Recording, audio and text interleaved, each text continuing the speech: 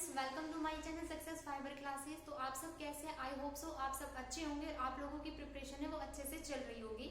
तो जैसा कि आप सभी जानते हो कि चंडीगढ़ जेबीटी टीचर नोटिफिकेशन 2023 है वो आउट हुआ है। उसके रिगार्डिंग वीडियो मैंने पहले ही अपने चैनल पर डाल रखी है। उस वीडियो के अंदर मैंने पूरा डिटेल में बता रखा है कि क्या प्रोसेस रहने वाला है, मतलब क्या उसका सिलेक्शन क्राइटेरिया है, क्या एज है, कितनी पोस्ट है उसमें, तो पूरा मैंने डिटेल में बता रखा है। तो उसमें मैंने थोड़ा सिलेबस के बारे में भी आपको बताया था। लेकिन आज हम इस वीडियो के अंदर, जो कि आज की जो मेरी वीडियो है वो है चंडीगढ़ जेबीटी टीचर सिलेबस 2023। तो उसमें ना हम सिलेबस को पूरा डिटेल में देखेंगे कि क्या सिलेबस इसका रहने वाला है। तो चलिए टाइम ना वेस्ट करते हुए हम अपनी वीडियो को शुरू करते हैं। तो जैसा कि यहाँ पर मैंने लिखा हुआ है चंडीगढ़ जेबीटी टीचर सिलेबस, ठीक है। तो यहाँ पर सिलेबस को देखने से पहले हम थोड़ा इसके बारे में जान लेते हैं मोटा मोटा कि जो एग्जाम है वो कितने मार्क्स का होने वाला है, कितने क्वेश्चन यहाँ से पूछे जाएंगे।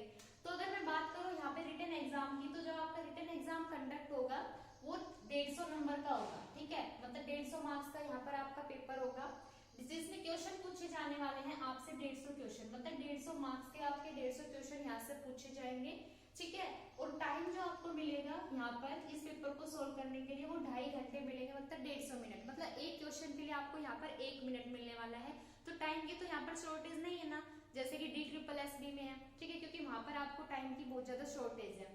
फिर बात करते हैं कि नेगेटिव मार्किंग, तो क्या इसमें नेगेटिव मार्किंग है? तो यस, इसमें नेगेटिव मार्किंग है। और इसमें जो नेगेटिव मार्किंग है आपकी वो 0.25 मार्क्स की है। मतलब यहाँ पर आपके अगर 4 क्वेश्चन गलत होते हैं तो आपका यहाँ पर 1 मार्क्स है वो डिडक्ट कर लिया जाएगा, ठीक है। अब हम बात करते हैं इसमें कितने सब्जेक्ट आपसे पूछे जाएंगे टोटल। तो यहाँ से आपको जो टोटल सब्जेक्ट पूछे जाएंगे वो 11, ठीक है, 11 सब्जेक्ट यहाँ पर पूछे जाएंगे। और एक चीज और, यहाँ पर जो मिनिमम क्वालिफाइंग मार्क्स होंगे ना आपके वो 40%, यानी इतने 40% पर तो आपका ये क्वालिफाई माना जाएगा, ठीक है। उसके बाद फिर आपको और मेहनत करनी पड़ेगी, क्योंकि आजकल पता है बच्चे बहुत मेहनत करते हैं, कट ऑफ तो हाई रहती है, ठीक है। तो चलिए अब शुरू करते हैं। तो पहला जो यहाँ पर मैंने सब्जेक्ट मेंशन किया है वो जनरल अवेयरनेस। जनरल अवेयरनेस से यहाँ पर आपके 15 क्वेश्चन बनेंगे, ठीक है। तो जनरल अवेयरनेस को आपको कैसे पढ़ना है कि आपको ये नहीं है कि आपने लक्ष्मीकांत की बुक उठा ली, वहां से आप पूरा पढ़ने लग गए, हिस्ट्री मतलब पॉलिटी पढ़ने लग गए, पूरा डिटेल में पढ़ने लगे, नहीं। जैसे मान लो मैंने एक टॉपिक उठाया हिस्ट्री का, 1857 का रिवोल्ट, तो आपको उसके जो बेसिक फैक्ट्स होते हैं ना कि भाई जो अपने 1857 का रिवोल्ट आया था किस वायसराय के टाइम पर आया था, ठीक है। तो पूरा उसको डिटेल में मतलब नहीं पढ़ना, उसको पूरा उसके जो फैक्ट्स होते हैं ना वो आपको करने हैं, फिल्टर करके पढ़ना है 1857 का रिवोल्ट। तो इस तरह से आपको पढ़ना है। दूसरा, अगर मैं बात करूं जनरल अवेयरनेस में, तो अपनी डेली टू डेली लाइफ में जो चीजें हैपनिंग होती है, जो चीजें घटित होती है, जैसे हम करंट अफेयर बोलते हैं, तो वो वहां पे आपको पढ़ना है, ठीक है। तो ये तो यहाँ पे जनरल अवेयरनेस की बात। उसके बाद हम बात करते हैं रीजनिंग एबिलिटी। तो यहाँ पर रीजनिंग एबिलिटी से आपके 15 क्वेश्चन पूछे जाएंगे। तो जो कैंडिडेट DSSB की तैयारी कर रहा होगा उसके लिए तो इस पेपर की तैयारी करना ना बहुत आसान है, क्योंकि DSSB से इसका जो सिलेबस है वो थोड़ा बहुत मैच करता है, थोड़ा बहुत तो नहीं, मतलब 50 से 60% यहाँ पर मैच करता है। अब मैं बात करती हूँ रीजनिंग एबिलिटी की, तो 15 क्वेश्चन पूछे जाएंगे, ठीक है। इसमें भी आपको टेंशन लेने की जरूरत नहीं है, क्योंकि जो बच्चा रीजनिंग एबिलिटी को नहीं भी पढ़ के जाता है वो भी इजिली 10 क्वेश्चन सोल्व कर लेता है, ठीक है, क्योंकि रीजनिंग तो हर कोई सोल्व कर लेता है। उसके बाद हम बात करते हैं अर्थमेटिक एबिलिटी, मतलब जो एप्टीट्यूड जिसको हम बोलते हैं, क्वांटिटेटिव एप्टीट्यूड। तो यहाँ से आपके 15 क्वेश्चन पूछे जाएंगे। तो जनरल टॉपिक होते हैं अपने मैथ में, जो रेशियो परसेंटेज होता है, मिक्सचर, एलिगेशन, ठीक है, पाइप सिस्टम, टाइम, डिस्टेंस, और ये नंबर सिस्टम हो गया, सिंप्लीफिकेशन हो गया। तो यहाँ पर ये सारे टॉपिक आपको पढ़ने हैं। तो 15 क्वेश्चन है वो पूछे जाएंगे, और DSSB में भी यही है, ठीक है। उसके बाद हम बात करते हैं टीचिंग एप्टीट्यूड। तो टीचिंग एप्टीट्यूड के भी आपके से यहाँ 15 क्वेश्चन पूछे जाएंगे। तो KVS में आपने टीचिंग एप्टीट्यूड पढ़ लिया, रीट मेंस की जिन बच्चे ने तैयारी की थी उन्होंने भी यहाँ पर टीचिंग एप्टीट्यूड पढ़ लिया, तो टीचिंग एप्टीट्यूड को भी आप इजिली कवर कर लोगे। उसके बाद फिर आता है ICT कुछ बच्चों के लिए यहाँ पर थोड़ा मतलब नया होगा, लेकिन वैसे तो बहुत सारे बच्चे जिन्होंने रीट की तैयारी की होगी, तो रीट मेंस में ICT इन्वॉल्व था, 5 नंबर में आया था, तो वहां पर उन्होंने ICT पढ़ लिया था। तो ICT के यहाँ पे 15 क्वेश्चन है वो बनेंगे। तो इससे रिगार्डिंग वीडियो जो मैं बुक्स की लेके आऊंगी ना, तो उसमें मैं बता दूंगी आपको कि ICT की आपको कौन सी बुक पढ़नी चाहिए, ठीक है। उसके बाद फिर हम बात करते हैं इंग्लिश लैंग्वेज और हिंदी लैंग्वेज।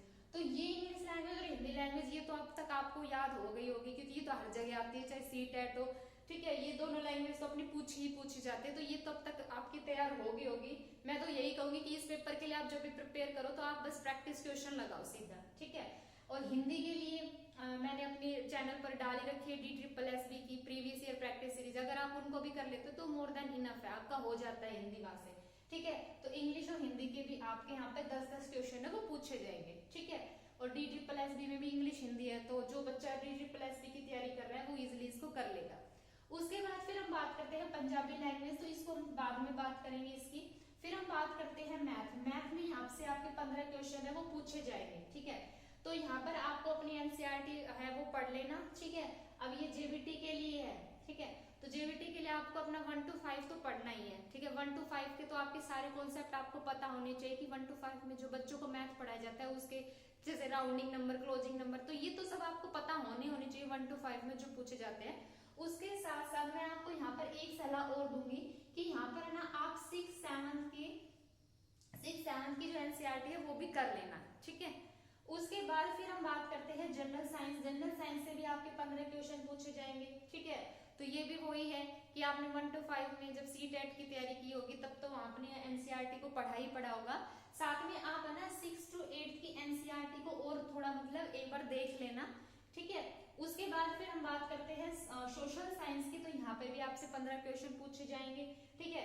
इसमें भी आप है ना 6 to 8 की NCERT है वो पढ़ लेना। क्यों कह रही हूँ मैं ऐसा, क्योंकि है ना जो नोटिफिकेशन आउट हुआ है ना उसमें इन्होंने साफ शब्दों में लिखा है भाई, जैसे हम DSSB की बात करते हैं तो DSSB में क्या होता है कि जो PRT का जो पेपर होता है उसमें क्या होता है कि जो क्वेश्चन पूछे जाते हैं आप उसका लेवल देखना, जो 1 to 5 वाले वो तो कर भी नहीं पाएंगे, जिन्होंने CTET 1 to 5 वाले क्लियर कर रखा है वो तो उन क्वेश्चन को बहुत कम कर पाता है, ठीक है। तो उसमें ना जनरली 8 तक का सिलेबस है वो कवर किया जाता है, और नोटिफिकेशन में भी साफ लिखा है कि जो आपके क्वेश्चन का डिफिकल्टी लेवल होगा वो 10th स्टैंडर्ड तक होगा। तो 10th स्टैंडर्ड तक का तो उन्होंने लेवल क्वेश्चन ऑफ लेवल बोल रखा है, इसलिए मैं आपको बोल रही हूँ कि आप है ना यहाँ पर 1 से लेकर 8 तक की सारी NCERT पढ़ लेना, जिसमें भी मैंने आपको NCERT बताई है, ठीक है। उसके बाद फिर हम बात करते हैं पंजाबी लैंग्वेज, तो ये पोर्शन तो आप है ना छोड़ देना, ठीक है। इसको तो आप हाथ भी मत लगाना।